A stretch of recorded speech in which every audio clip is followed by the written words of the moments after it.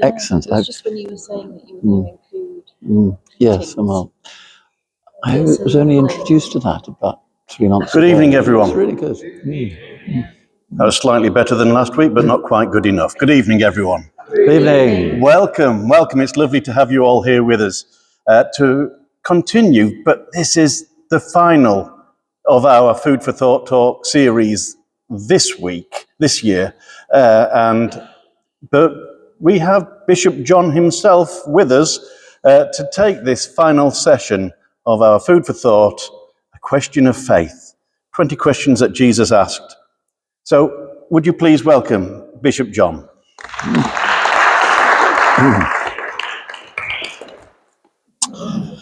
Well, thank you very much indeed. It's my third visit here, actually. So I'm really pleased to be back again. And thank you for taking this book and doing it for 2 years. You must be fed up of it by now. But anyway, thank you. It's doing its work. Shall I just say President Trump now and get that out of the way? Is that okay? I mean, every conversation I have these days seems to, mention Trump at some point. But I heard a lovely story today about another president. Remember Jimmy Carter? And when Jimmy Carter decided to run for president of the United States, he said to his mother, Ma, or whatever he called her, he said, Ma, I'm going to run for president. And she said, president of what? You'd have thought she might have known really that he was it was president of the United States, but there we go. I've got that out of the way. And I see my title, yes, Are You a Teacher of Israel and Yet You Don't Understand These Things? Then the subheading was Teaching the Faith Every Day in What We Say and Do. Then the subheading of that was Sharing Our Faith, or Evangelism and Mission, Sharing Our Faith. So it was quite a coverage, really, but I think I've decided how to handle it and look forward to doing so. So it may not relate at all to what is in the book, but that's fine. I hope it has its own value. When I became a Christian for myself, my own name, my own right, as it were, rather than my parents' faith, it was a different world. We're talking now the 1960s. And that was a different world. I mean, then I would say most people believed in some kind of a something somewhere. They may not have understood, much about Christian doctrine or Christian faith or church, in a subtle sense, but they believed in something. But now the boot is really on the other foot, isn't it? 50% of people say they don't have any religion. That's a very different world. But when I was a youngster, so much happened around the church as well. The youth group was here. The drama group would be here. The football club, the expeditions, the outings and so on. It was all based around the church. Nobody's nodding. Do you remember all this? Yeah? Okay, thank you very much. That's just encouraging. It was like that, wasn't it? And it just isn't so any longer. We went to church for all kinds of reasons. I remember I took up bell ringing, we were talking about it beforehand, because I was pursuing a particular girl, and she resisted my charms in the long run. But on the other hand, I did meet my wife through my life partner through church. Wendy, well, I won't go into the story, but actually we've now celebrated 50 years of being married, because, of course, we were married when I was about 12. But it's 53 years this year. Gosh, yeah. So last year, I must just tell you this. Last year we went to the to Ripon Cathedral. Have you heard of these? Has anyone else been married 50 years here? Well done. And there's this service there that's for those who've been married 50 years and above. And last year, it was the Dean of Blackburn Cathedral who was speaking. And he asked two questions. Were you there? I don't remember. Anyway, last year. One of the Dean's questions was, think about what it was that first attracted you to your life partner. And my wife leant straight across and whispered to me, money. And then his second question was, and what has kept you with your life partner? And she leant across and said, pity. We're still working on our marriage, you see. Dear, oh dear. Anyway, a very different secular society for all kinds of reasons. And one main one is there's really no passing on of the faith in the home. The home used to be the main place for the transmission of faith. And it came about in all sorts of ways. By the way, a family might pray, might just say grace, but, prayers at night time as well. Some of the routines of the week would just revolve around church. The Bible was a known book, not just a closed black book on the shelf. But now we don't have that. We don't have much Christianity at school either, to be honest. Church schools, obviously, and a quarter of primary schools in this country are church schools, so that's very good. But in other schools, we can't expect that there will be much Bible taught in any way.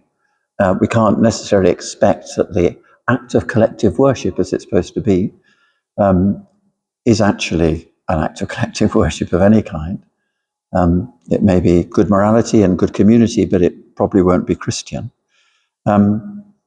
So we're not getting the faith at home, we're not getting it at school, we certainly don't have it in the culture. So actually, we are in a different world. Combined with, remember, this deep suspicion of authority that there is in our society. So all institutions are suspect, be it political institutions, legal institutions, the police, the church, all under suspicion. So the church has been part of all of that. It's become increasingly not just acceptable, but almost required to say, I don't believe in God, or I don't have a faith.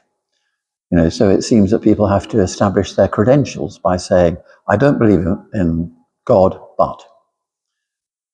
There was actually a lovely, very good series by Julian Barnes on a Lent series on Radio 4, a few years ago, and he only wrote a book about it, in which I think it's the very first statement is, I don't believe in God, but I miss him. There is that kind of wistfulness, I think, in our society. But the actual belief, people have to state early on, I don't believe in God, don't have any religion, etc. And that's now fully acceptable.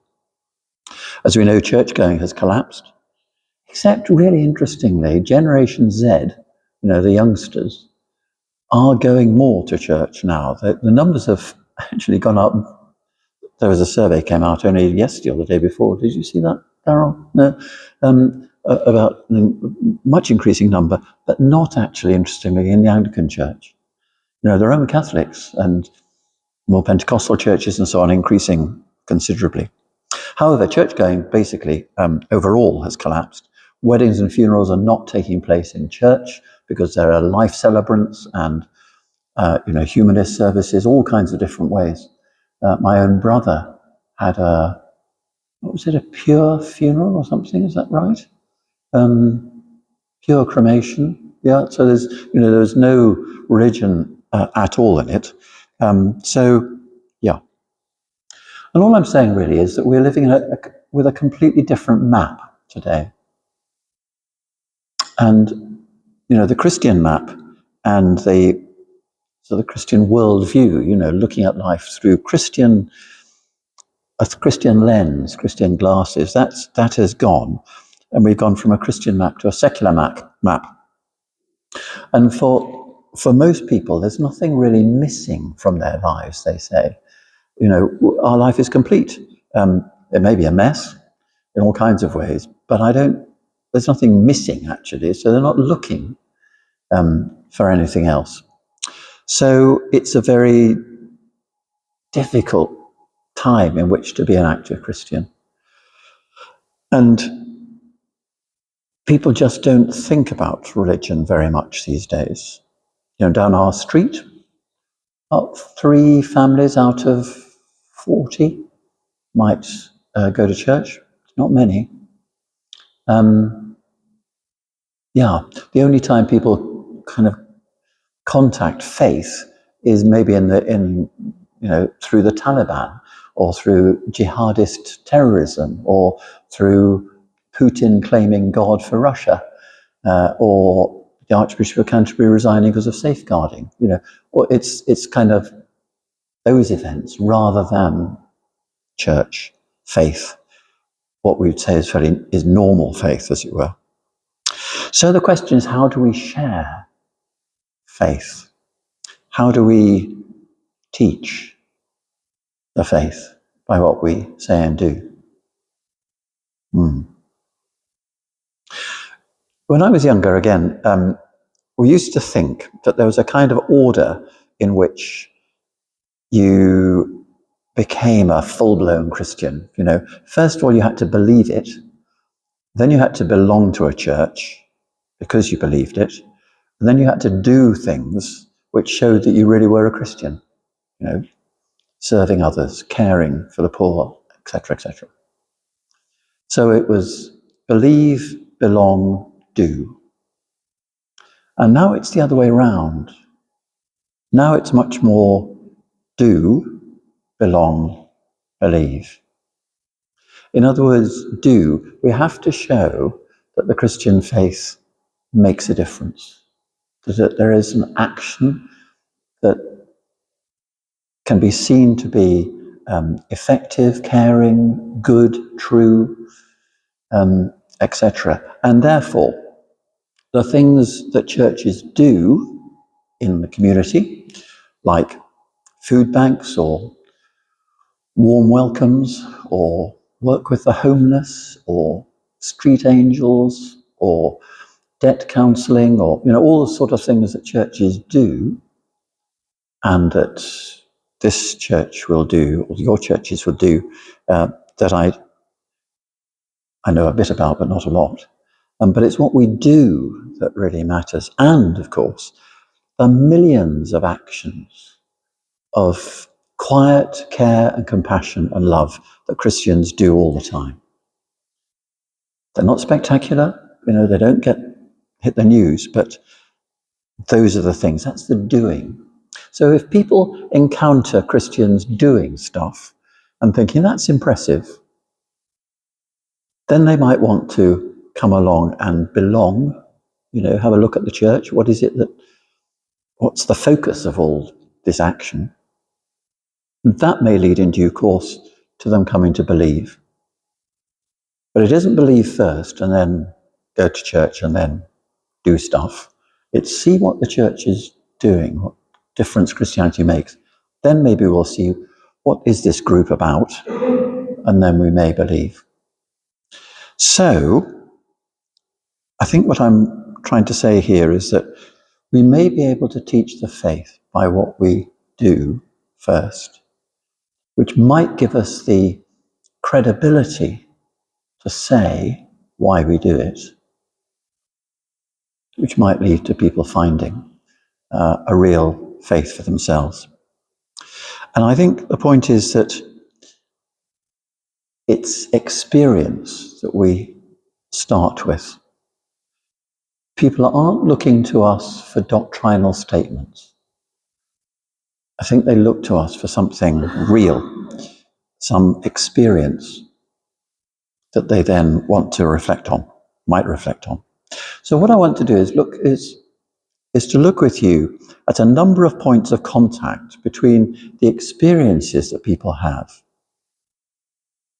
doing or whatever, but the experiences people have and Christian faith.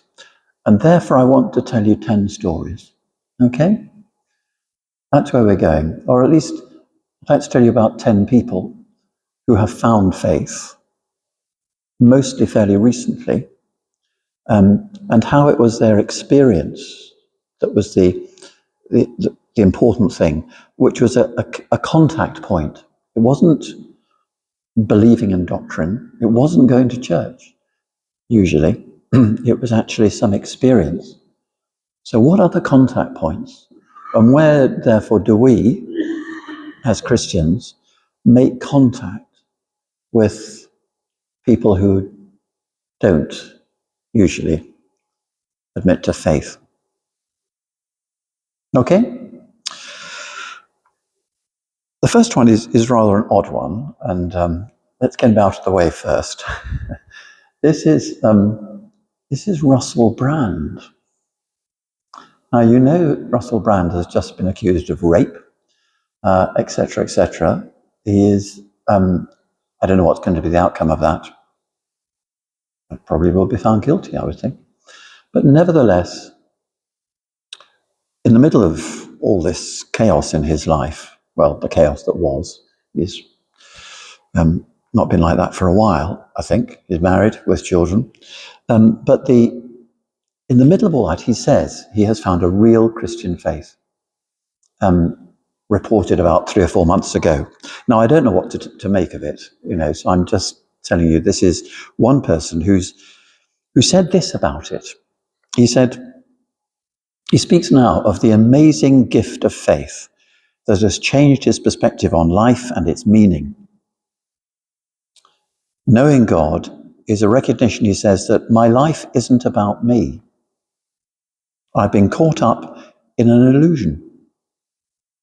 I've been lost completely in myself. And now I must learn to untether myself from the tendrils of selfishness, egotism, and self-centeredness, and awaken to something greater. That's what he says. Now, whether that's, I can't vouch for the reality of that. I'm only saying that he says he reached a point where he thought he'd lost contact with reality. He'd been living an illusion. And he needed to get over himself. We live in this very self-centered culture. The big me is everything. It's the selfie generation. Let's take a picture of me. Oh, and there's the Mona Lisa behind. But, it's me that matters. And he was saying, no, I've gone so far into that. I've been caught up in an illusion. I've been lost completely in myself. I must learn to untether myself from the tendrils of selfishness, etc. So the contact point for him, I think, was reality. Coming to realize that he was living an unreal life. And that is where some people will be open to faith. The writer Evelyn Waugh, when he became a Christian, this is going back a bit, but he said conversion is like stepping across the chimney piece out of a looking glass world where everything is an absurd caricature into the real world God made. And then begins the delicious process of exploring it limitlessly. So again, it's that out of the looking glass world into reality. So that may be a contact point that we have as people find that they've been living in a fantasy world of, a kind of obsessive selfishness, of, social media and speed and superficiality. And actually they need reality. Maybe we have that to offer. That's a first story, a first connection point. Here's another. Bear Grylls. Okay? You know Bear Grylls? he has been the chief scout. He's done ridiculous things, with going up Everest when he'd actually just broken his back a short time beforehand, and done all those television programs. You may have seen some. But all this time, actually, he's been a Christian. But he wrote this about his contact point with faith.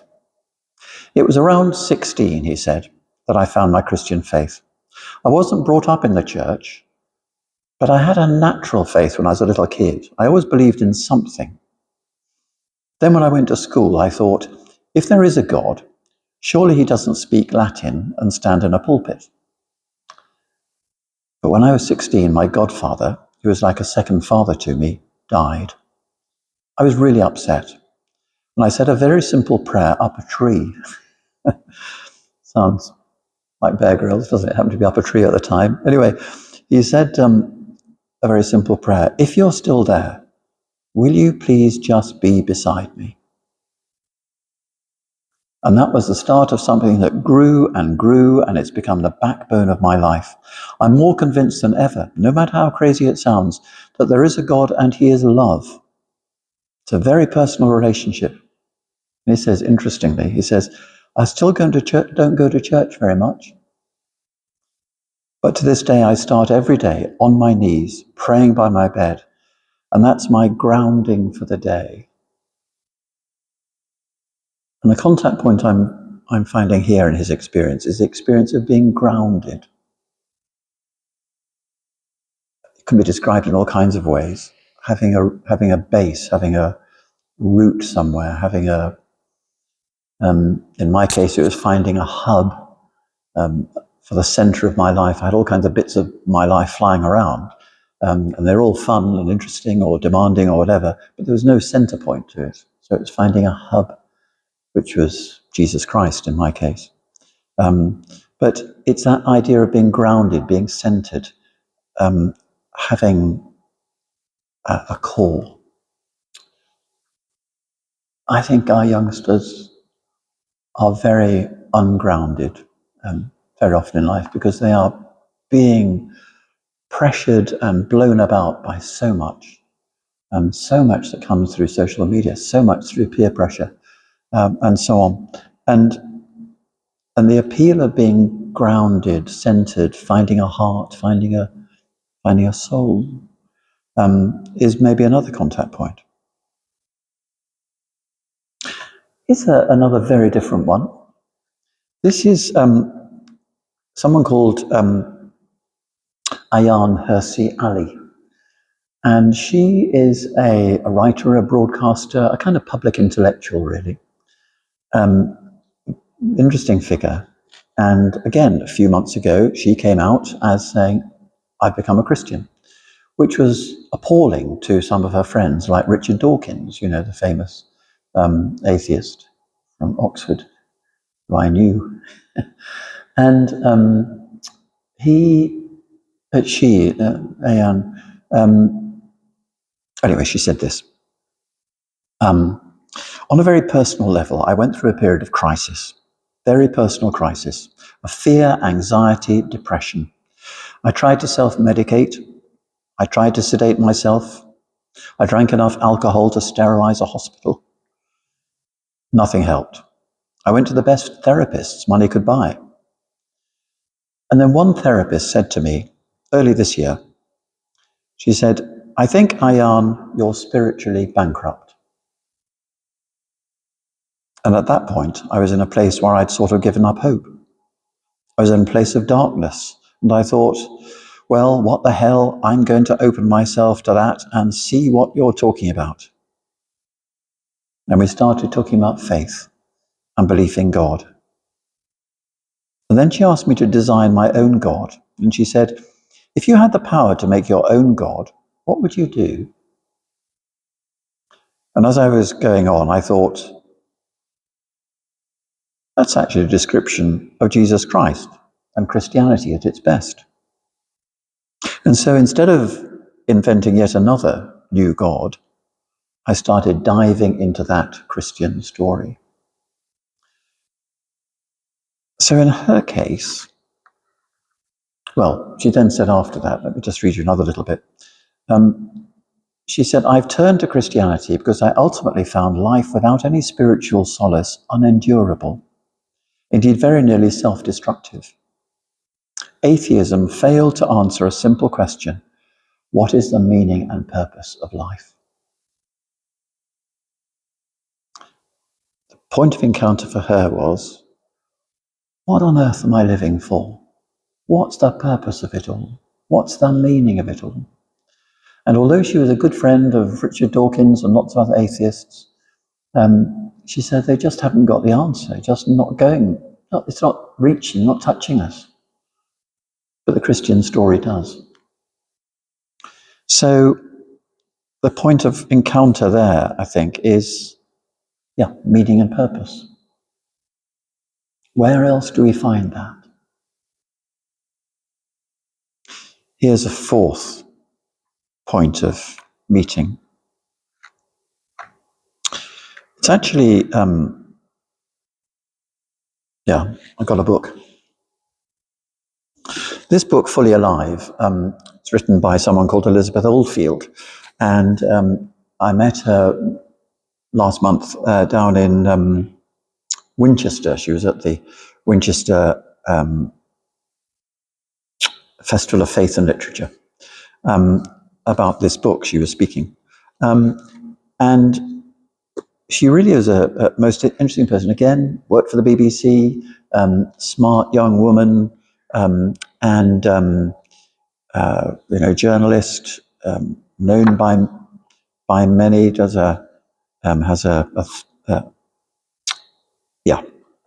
She was well known. Not by me particularly, but she was well known. Where am I going to look at this?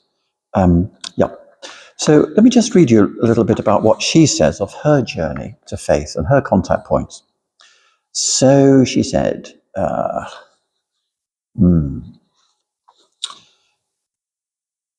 this longing to be fully alive, to know how to steady myself, has made one thing clear. My aim is not now a big, glitzy, hedonistic life, nor staying within the tram tracks of a tidy conformist life. I want depth. I feel the need for roots, for spiritual core strength. There's a similarity here. But she said, this book is about my search for a deep life, for a place to steady myself amidst the waves. Partly it's vanity. I want to be luminous. I buy too many serums, but mainly because of my soul. I want a luminous soul. I assume people with a luminous soul think less about serums, but I'll deal with that when I get there. She said, I'm done with cool. That isn't quite true. I want to be done with cool. I'm old enough now, surely. It is true that I'm increasingly drawn to wisdom. And she said, there's part of me surprised at this rich seam of wisdom that I found in Christian faith. I'm British, marinated in the irony, the skepticism and critique of our dominant liberal culture. I have 2 degrees. I'm a feminist. I've worked at the BBC and in Westminster. I have a subscription to the New Yorker. I liked the bag. And know who is on the Booker shortlist. In summary, I'm supposed to be one of the growing majority of people who long relegated Christianity to the scrap heap. For my friends who are also desperately seeking ways to settle their souls, it's the last place they'd look. I should have been one of them, dropping the mild cultural Christianity still around in my childhood without regret, like most of my generation, retaining only a socially acceptable taste for choral music or Gothic architecture, the festive habit of tipsy midnight mass. But that isn't what happened. My story went off script. And it's a fascinating story of her finding faith, finding depth, finding wisdom in the Christian faith. And I think I'll just leave it at that. It's about wisdom for her. Though I will actually just There was a previous experience that she had. I think it might be worth referring to. No, I won't. I'll leave that. Right. Here's another person. And this person did find faith through church. And this is Richard Coles. You know, he's ordained, and he's well known through being a member of a pop group, 1980s, I should think. And of course, since then he's been done so much on the radio, and his books are now very popular as well. But at one time he was, he's very well off, he was famous, etc. But he knew something was missing, and he had sung, in church choirs and so on previously, so he had that background. But he decided, having been away from church for years and years, decided to go to church. And he said this, or wrote this: the effect of going to church was extraordinary. It was Panavision. It was grand opera. It was as odoriferous, smelly, and as Christmas, sound and colour and smell and scale, conjuring a sacredness and mystery that was both awe-inspiring and moving. We sang, we stood, we sat, we bowed our heads in unpredictable places, we knelt. And then something extraordinary happened. 3 robed men stood at the altar, and the one in the centre lifted with both hands a small white disc. The thurifer raised his smoking silver pot. Smoke began to rise in the sunlight, slanting through a window, and a chime rang out unexpectedly. I think it was the chime that roused me, like the dinner bell roused Pavlov's dog. Or maybe it was the scent of the incense, straight into the limbic system. But I was pierced to the soul at that moment. And then it was as if iron bands constricting my chest broke and fell away, and I could breathe. And a shutter was flung open, and light flooded in, and I could see, and I wept and wept. The effect of worship can be like that. I suspect it's like that most Sunday mornings here, isn't it, Tara? Yeah, fine. And revival breaks out on a regular basis. But I think you should come and experience. Yes. But worship can do that. There's another story of Sarah Miles, who was an American and a journalist and an atheist, and in her 30s and very sort of hard bitten. And she had no idea why this happened, but she was walking past a church one day and just decided to go in. And she found herself in a ring of people gathered round an altar, and they were doing this extraordinary thing. This man was giving them a piece of bread and saying it was the body of Christ, which was clearly weird to her. And she was being given this wine and being told it was the blood of Christ. And she thought, this is crazy. But she said she was completely knocked off her feet by it. And she didn't know what to do with herself because she was so deeply, profoundly affected, converted from top to toe, really. And now it was bread that brought her to faith, really. And she now runs food pantries all over San Francisco for hundreds, if not thousands, of homeless people every day. So worship can do this. So too, of course, that's another point of contact. We've had reality, Russell Brand, Evelyn Waugh. We've had grounding, Bear Grylls. We've had meaning and purpose with Ayaan Hirsi Ali. We've had wisdom with Elizabeth Oldfield, worship with Richard Coles. These are all connecting points. And so is suffering. Suffering can be a real contact point. It either breaks people utterly away from faith, or it brings them through the door, really close. And my witness here is a chap called Nick Cave. Who's heard of Nick Cave? Oh, right, quite a lot. Very good. Right. Nick Cave, he's an Australian, isn't he? But he's is the lyrics of his songs. He's with the Bad Seeds, isn't he? That is the name of his group. Anyway, his songs are pretty melancholy, pretty dire, pretty dark, highly effective for very many people. And I'll read you what he says. Well, he lost a son. He actually lost two sons. One 18 was he, and the other in his 30s. So he lost two children. But he said losing a particular son he was talking about caused a spiritual reckoning. Although the more I think about it, the more I see that the spider cracks of change are already spreading through my life.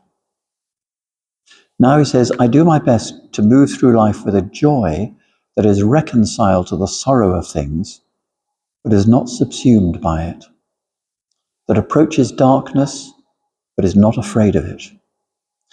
I believe in creation over destruction, compassion over cynicism, mercy over vitriol, friendship over hostility, truth over lies, and love over hate. And he wrote a book, somebody remind me of the name, Carnage, isn't he? But it's Faith, Hope and Carnage. Okay, have you read it? Tell us. Good? Fascinating, yeah. And he became, through the book mainly, I think, he became a friend of Rowan Williams. And they did quite a bit together at the time that book came out. Really interesting. But here was Nick Cave facing suffering of an extreme kind and finding faith through it. So now he's a churchgoer. And he continues to sing and to write. He does a wonderful thing called the Red Hand Files. Do you have those? No? The Red Hand Files? No? Okay. You can subscribe to these online. Just through email, actually. And he answers the questions that people throw at him from all over the world. And some of them are really poignant. He expresses himself extremely well. But anyway, for him, it was suffering, it was disaster that brought him to faith. And that, of course, is where, again, we might find a contact point. How about, there's another person I wanted to mention, W.H. Auden. Now, I know, again, this is going back a bit, and so it might not seem as relevant. I'm trying to, stay reasonably up to date. But W.H. Auden was sitting in a Manhattan cinema watching the horrors of that the Nazis had done to the Jews. And he was just watching this film.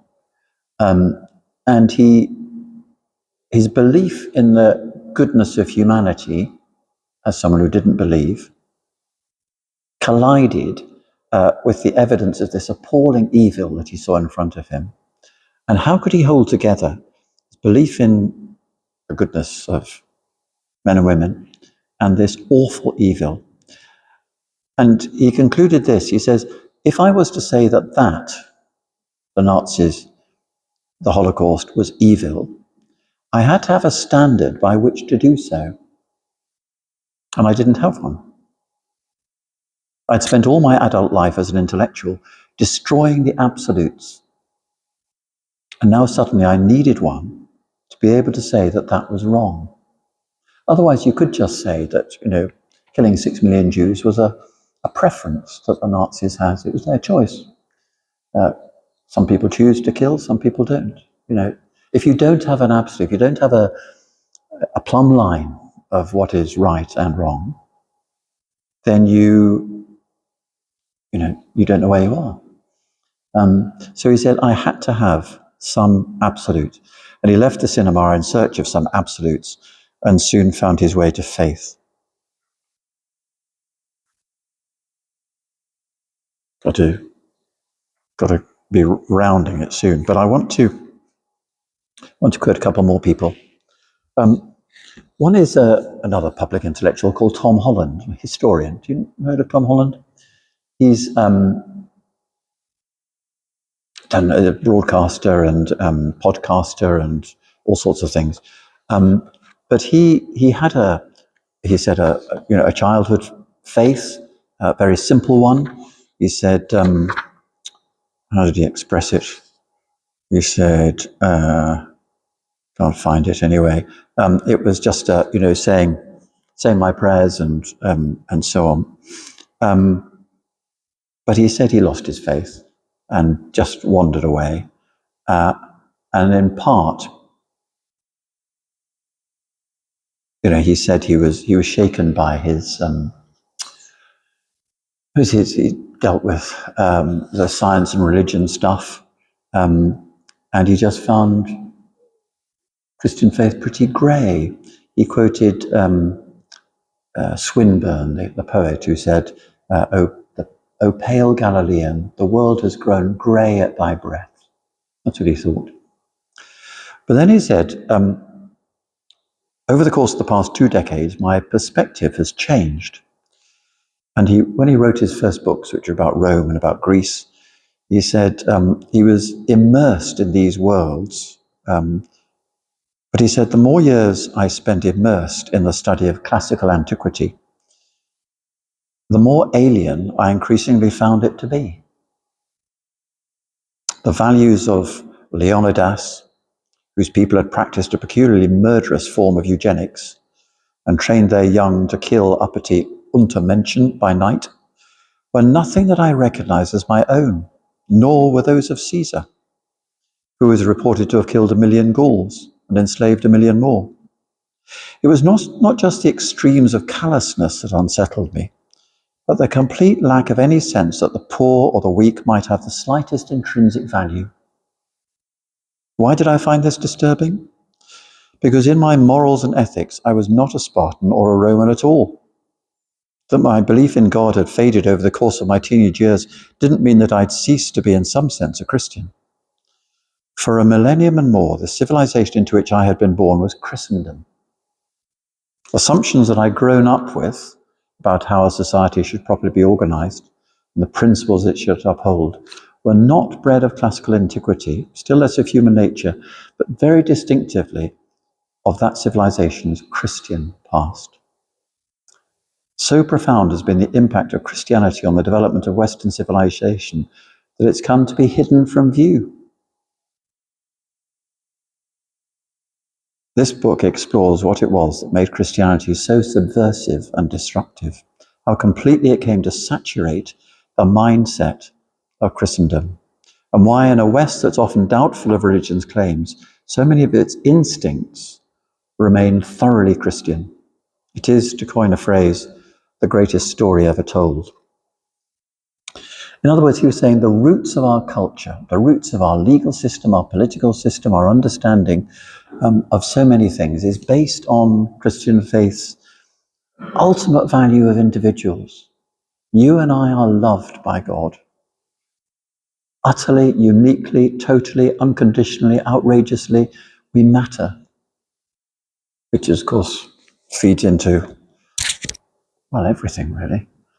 Feeding into the assisted dying debate at the moment, isn't it? But we are of ultimate value, and all the cultural norms we accept in the West have come from our faith, but our society tries to ignore that, tries to say they're just somehow human.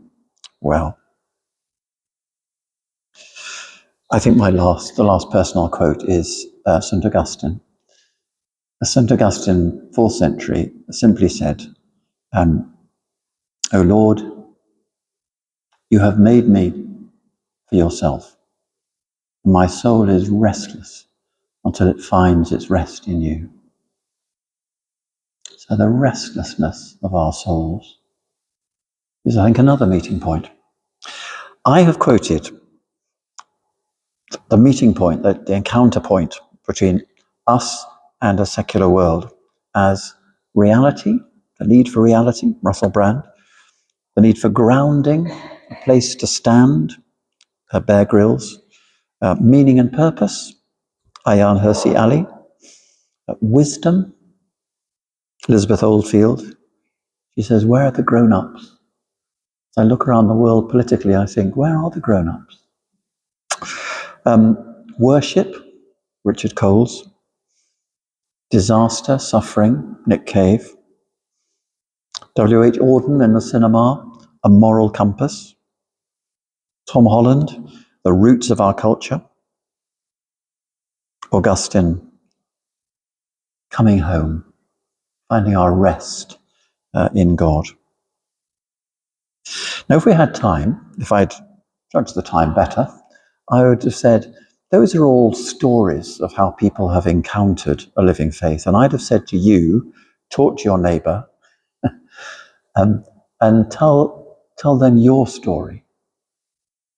Be quite different from those, but there may have been some contact points, I don't know. But you, even if you've been to church all your life, will have had some point, I guess, where you said, actually, this is important to me. Most of the world doesn't go to church now. I'm going. I think it's important. I think it's worthwhile. I'm sticking with it. So, it might have been that. It might have been, I don't know, bereavement. It might have been, also for me, going away, going to university and finding the answers in Christianity. I don't know, but I would have been really interested in where your contact point was. But what I will do just briefly is say two conclusions. Firstly, Christianity isn't about being good. It's about being rescued. It isn't about being safe. It's about being saved. And I think it's being rescued from all those things that I was talking about there, unreality, lack of grounding, lack of meaning and purpose, etc. It's about being saved. We can't do that for ourselves. So it is God who does that, God who finds us in these ways. So my conclusion first is we are rescued from all these things by our faith. And secondly, I want to say, Jesus didn't say to his disciples, hey guys, let's start an institution and name it after me. He didn't do that. He started a movement of people who would follow his upside down teaching about the kingdom of God, who would live differently. And this is a way of life saturated with the love of God. And somehow what we have to do is to encounter people at that point, whatever it is, where we can say Christianity may be relevant to your experience. And this is my story, and let me just offer you this. It's about finding natural points of contact, because we show by what we do that it matters. We then talk about church a bit, and then maybe that leads to belief. Do, belong, believe. I wonder, do we realize how much we have to offer? And do we think we could talk about these things? If we had time again, you see, this is really bad timing. I would want to ask you to talk to your neighbour about, do you ever talk about these things with people who don't go to church? Do you ever talk about any, of the meeting points that might have resonance with them? Do we? We've got very shy, haven't we, about talking about our faith. We don't want to embarrass either ourselves or them. We don't want to offend. And yet, well, for me, and I'm sure for you, it is the most important thing in life. And I always want to share the most important things in life.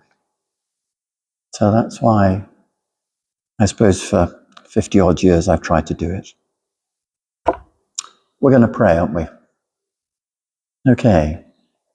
We've just cut for questions first. Yeah. Have we? We've got time for that. Good. Yes, we've got time for that. Oh, Time right. for questions. I was trying to finish at 8, you see, after we'd prayed as well, but fine. Right. Good. Let's see. Are there any questions? Anybody? Please put your hands up.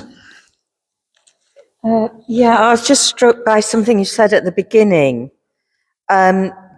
You would, I don't believe in dogma and things like that, but you were saying that people don't want to be preached and doctrine and things. And yet you also said there was evidence that Generation Z were kind of going back to church, but it tended not to be Anglican. It tended to be Catholic and Pentecostal, which are the very places that tend to have a set doctrine. I don't know, and I found that a bit difficult to square.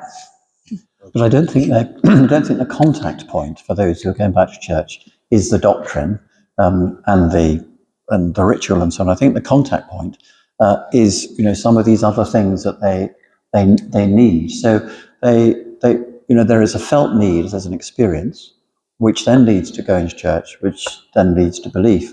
But I think the point is they're not persuaded by us going at people, as they would say. They talk about preaching at us, don't they? They talk about we don't want to be preached at, we don't want a sermon, and so on. It's people are saying we want reality, we want experience. So we'll go to church, but they're still not. They won't immediately experience the dogmatic teaching. That will come later. But I absolutely take your point that there's a clarity about those other churches, which we sometimes as Anglicans mess around with and fudge and don't really help with. But it's the contact point I'm looking for. Where do we start the journey? Thank you. As you were going through those contact points, I was reflecting on how few of them were in church. 2 or 3, I think. You then crystallized it for me at the end with that concept of Jesus starting a movement, not an institution. And throughout, I was sitting here thinking, this building, and I love our churches. I know how important our churches are and as standing witness. And I think that's really important for people. A lot of people will come into our churches, hopefully, presumably, looking for some of that contact.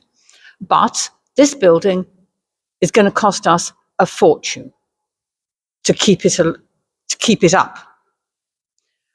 What do we do with the institution? Because, of course, the other big failure of the institution, dread to say it, is the whole safeguarding thing. What do we do when the institution is failing to rediscover the movement? What should we do with the institution? What was that last throwaway bit? Sorry, what do we do with the institution to rediscover the movement? Where we want to start a movement, yeah. I think as long as we hold on to the understanding that Christianity is actually that movement, it's not about going to church, it's not about a building or institution. As long as we hold that, then yeah, we will eventually, it leads to having buildings because we have to pass on the faith somehow, and it's passed on by an institution. Movements tend to be short-lived. If they're to become, if they're to have continuity, they need an institution. But then the institution, the danger is the institution then takes over, and it just becomes institutionalized, it becomes fossilized, it becomes rules, regulations, agendas, meetings, all of that. We have to travel as light as we can. In the long run, we won't need all these churches because I think many of us will be meeting in homes again. It's where the faith started, by Christians meeting in homes and in other places. Lydia met Paul down at the river washing her purple dyed stuff and so on. So we'll meet in all sorts of other places and ways, I think. We won't have as many churches. But those we do, we need to really treasure, because they are also a way, like Richard Cole's experienced, they're also a way in which people can encounter the divine. And we need to offer the best quality worship we can. And Christians need to have a way of worshipping the God who's the centre of their lives. So we will, a place to do that's lovely. I go into our cathedrals and I think, this is sheer quality. This is beauty of architecture, of music, of drama, theatre, of preaching, hopefully, etc. So we need those as well, but fundamentally we're a movement. The institution must follow the movement rather than the other way around. And I think the danger is we've become so institutionalized that in many ways we've lost the plot. Bishop John, you said the purpose of the church was to be saved. Is that correct? Was it to be saved? No, I said, I'll give you the exact quote. Thank you. The purpose of Christianity is the point about Christianity is not to be good. Well, the purpose of Christianity is not to be good. It's to be rescued. It's not to be safe. It is to be saved. The difference between safe and saved is, if we think that coming to church gives us any kind of safety guarantee, it just doesn't. Same things happen to us as happen to other people. But within any situation, we can be saved by the love of God, the presence of God. I wonder if I mentioned on another occasion someone called Kate Bowler, an American academic, 35, I think she was, just got a PhD, got tenure at university in the States, married, small child, and stage 4 cancer, and was told that's it. And she wrote a book called Everything Happens for a Reason and Other Lies I Have Loved. And, because everything doesn't happen for a reason. It's not that God wants this to happen. It happens because we live in a universe that must have freedom if we are to have any real lives at all. If all our lives are planned out and organized and sorted out by computer, then it would be a hopeless life. So she wrote this book, and she said in it, there she was, young, all these good things. I should have felt angry, should have felt abandoned, but I didn't. I felt loved. And she said, the gospel to me has come down to this. God is here. We are loved. That is enough. God is here. Wherever here is, whatever the situation is, God is here. And we are loved in that situation. And again, that resonates, doesn't it? What we want in any difficult situation is not necessarily that the situation can be fixed by, whoever, but that we are loved. We are safe. Child in the night, in the storm. Person going to see the oncologist for a diagnosis. What you want is somebody with you, not somebody who can necessarily fix it. So her saying, God is here, we are loved, and that is enough. It's a kind of way of saying in whatever situation you can be saved. Not that you'll be safe, but you'll be saved. And God's presence transforms any situation.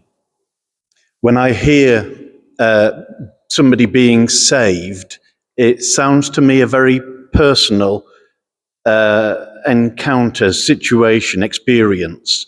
And I think for me, if I were to try and encapsulate the Christian faith, I would say it's about personal transformation, and through our personal transformation, the transformation of the world. Absolutely. And that's where the salvation comes from. Would that be? I'm completely in agreement with you. Thank you. I was talking about the starting point of faith, but if that faith doesn't have an outflow, an overflow in the transformation of society, then it's just a pietistic bit of self-improvement again, in one sense, as the world is so full of. So it has to lead further. Hans Kuhn, the famous theologian, said, "The kingdom of God is a healed creation." And we are about the healing of creation. That was Jesus's purpose. He came to talk about, to proclaim, to embody, to inaugurate the kingdom, which is a healed creation. But it starts with a life transformed before you transform society. Well, as you transform society. Thank you. I just spoke to Bishop John and asked an intelligent question, people. Anybody else? I'm going to hand over to Wendy, who's going to read the reflection. Shall I go up there and use Yes, that please. mic? Yeah. If you hold that as well, please.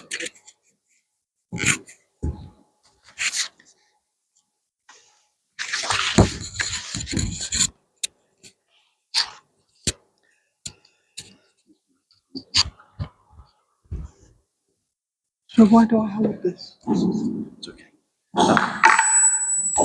Oh.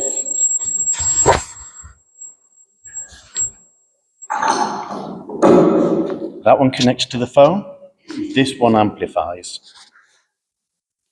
No, I've got myself stuck. Oh, it's not nice. So this is a reading about a man whose life was transformed. What are you looking for? My name is Andrew. I'm 19. I live with my family in Bethsaida at the north end of the Sea of Galilee. We look right down the length of the lake. It's a different one. It's a different one. Right. Oh, gosh. You know, I asked an intelligent question and then made a fool of myself. Want me to find it? Are we? 17. Thank you. I'm so sorry.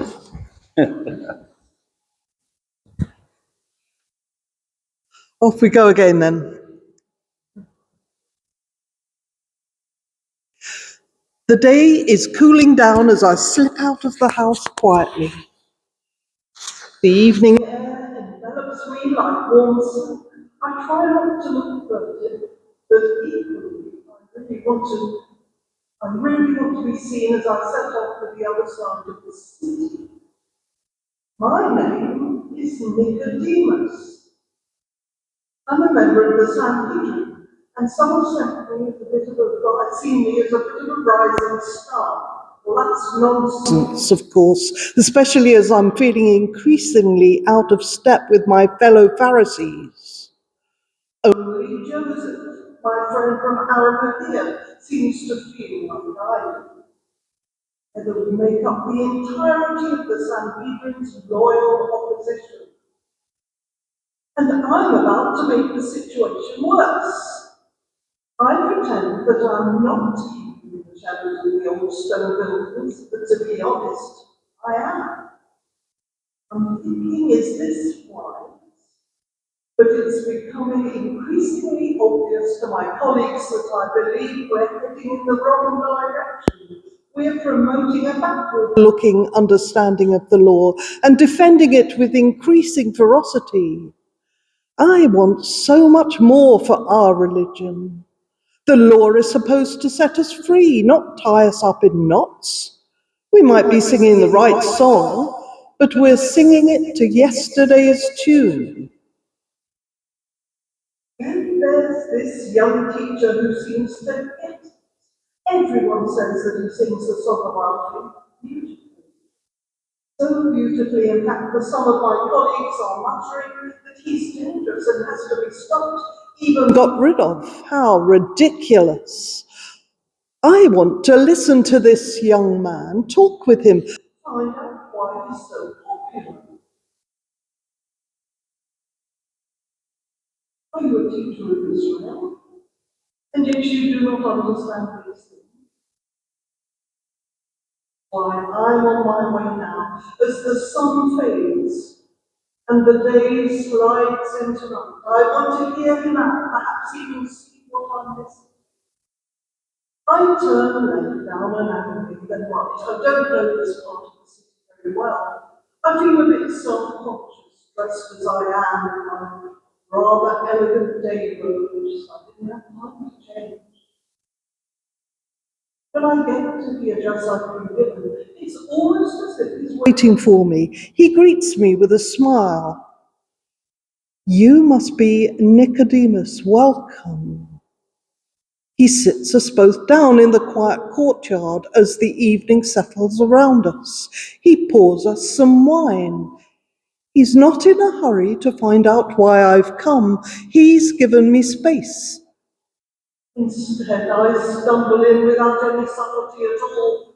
Rabbi, I want to be gracious. We know that you're a teacher who comes from God. You couldn't be doing these extraordinary things otherwise. I pause. I'm not sure where I'm going with this. Why didn't I think it out properly beforehand? Anyway, I don't have time to frame a question. Because Jesus, his name, comes straight in with something that takes me completely by surprise. You know, don't you, that you can't see God's kingdom without being born from above? I'm wrong-footed straight away. What on earth does he mean by that? I stammer out the first thing that comes into my head. Surely you're not suggesting that we can enter our mother's womb a second time and be born again, are you? It sounds pretty silly, even as I say it. I take a quick gulp of wine to cover my embarrassment. No, Nicodemus, it's a figure of speech. I'm saying that if we're going to be part of the kingdom of God's designed for us, we have to be born not only in an ordinary human way, but also in a spiritual way, with the life-giving Spirit of God Himself. That's what I mean by from above. It's that experience which raises our faith from rules, rituals to what God truly wants. For us to enjoy His presence, His likeness, with all that flows from this intimacy, such as love, peace, justice, and so much more. I love what I'm hearing, but he's going too fast for me. I try to look intelligent. Come on, Nicodemus, he grins, try this. The breeze is gentle tonight, isn't it? Remember the other day when the wind blew us all over the place? The wind blows when and where it likes. We can't tell what it is to do. It's like that when we let the Spirit of God loose in our lives. It's wonderful, crazy, unpredictable, glorious. Don't you see? I know you do. But I'm trying. How can this happen? I ask. Really. Then Jesus asks me a question that, if I'm honest, wounds me. Are you one of our esteemed teachers and you don't understand these basic things? I don't think he means it maliciously. He's really simply being mischievous, but with a proper challenge beneath that playfulness. Anyway, the question hits me in both the head and the heart. All this great wisdom we Pharisees have accumulated over years of study, yet have we missed the center of it all? Of course, that's just what I've been suspecting, which is why I'm fortunately he doesn't press me for an embarrassed answer. He carries on helping me to see my religion through a fresh eyes. He talks about what he believes is his part in God's work. He's also very keen to get across that God doesn't want to condemn the world through our religion. He's not a punishment God. not an unpredictable tyrant. Rather, he wants to save the world from its trouble, to give us what he calls abundance in our experience of life. We talk on into the night, nibbles our food, hummus and olives, more wine. I'm not sure what is more intoxicating, the wine or the wisdom that flows from this impressive young man. When I finally stagger out into the street, I'm busy from both. I wonder what to do with all these ideas passing through my head. I know one thing though, I am going to look out for Jesus. I may be able to help him with something. He's certainly helped me to. In the meantime, I'm going to have to work hard on that question that you put to me in the middle of our conversation. Are you one of our esteemed teachers of Israel, and you don't understand these basic things? I wander back through the dark streets. It feels like I'm a child, just at the beginning.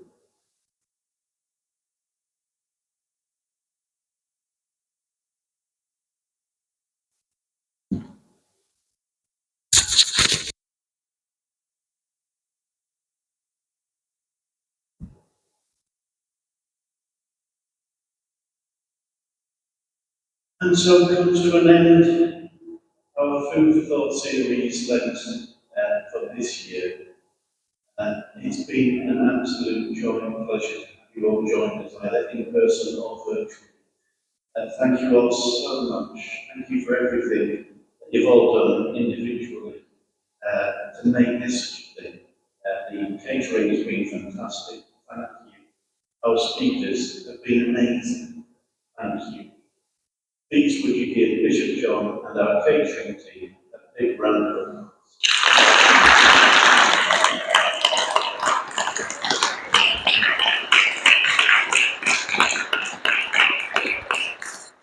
Thank you for inspiring this series of Food for Thought talks, and your books are amazing.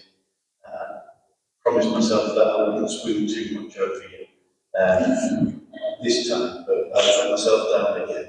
Bishop John, thank you, and thank you all once again. Safe journey home, and God bless. And look out for the next series of Food for Thought talks, which will be coming out sometime. We just haven't worked out when or what the topic will be just yet. Thank you all. God bless.